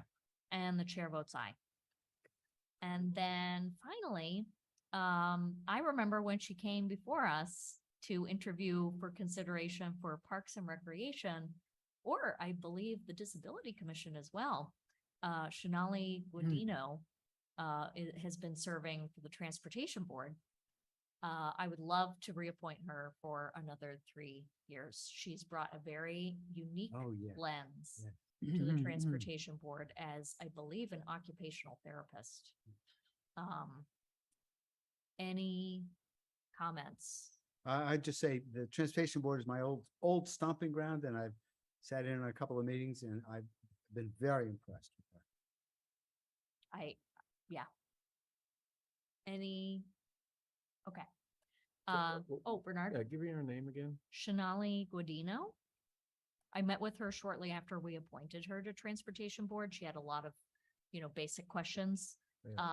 But I've only heard that there were a number of people that were not delighted when I talked her into forgetting about those 2 other commissions and then wanted her to join Transportation Board. And a few people that did not see my vision, have since emailed me and said that she's been terrific on She the is terrific. transportation board. So Very Yeah. impressive. I'm not taking any credit. I could just see that she Yeah. had a unique skill set that really needed to be on that particular board. And just to remind the board, she had filled a 1-year vacancy. So it was that's so that's why she's coming up before you again so quickly. So there was someone had stepped down. She filled out the remainder of their term, which was only 1 year remaining. And now she's coming before you for appointment for 3 full years. Yep. Great. All those in favor? Bernard, Aye. John, Aye. Miriam, Aye. Mike? Aye. And the chair votes aye. That is the completion of our business tonight. My apologies to people who were kept waiting. Did pretty Had well. a number of things in executive session that really needed our attention. May I just mention 2 things course. real quick? I should have also mentioned Yolanda Rodriguez, the chair of the Council on Aging. Ruth Ann Dobek is the director of the department. She and Yolanda have a terrific working relationship. And it was Yolanda who actually submitted the letter with the nominations to the select board. The other thing I want to mention is this was brought up just in conversations with me this week, that there might be some interest on the part of the PCAC and perhaps on the part of Judith Fabricant in particular, to expand PCAC to 7 members because of their workload, basically. So I don't know exactly how we go about taking that up as a question, but it has been brought up in conversations, excuse me. I'm open to it, but we need to start recruiting more people. Yeah, for sure. Yeah. Somebody from the public wants to make a comment. Wonderful. Ernie Fry? Yes, Oh. thank you, Chair Hamilton. I just wanted to second the comments that were made by Jonathan Sequoia at the first part of this meeting in thanking Mel for all that he's done for the town. I know that this is his last meeting and tomorrow is supposed to be his retirement. And I just think it would be appropriate. We thanked him a lot on last Friday, and I thought that was a marvelous program. But I think that, this is basically the last minutes of his being a town administrator before at the select board. I think it would be just appropriate to note that. And thank you, Mel, on behalf of the town from just a regular citizen. And I think the person following you will have big shoes to fill. That's for sure. Not just a normal citizen, but past president of the Town Meeting Members Association, and he is on the League of Women Voters. Mhm. Thank you, Ernie. Thank you, Ernie. Thank you. Appreciate it. Kind words. Thank you all. Thank you, Mel. Thank you, As Mel. we've learned from the festivities in London, maybe we should give a hip hip hooray. Or a cheerio or something. Yeah.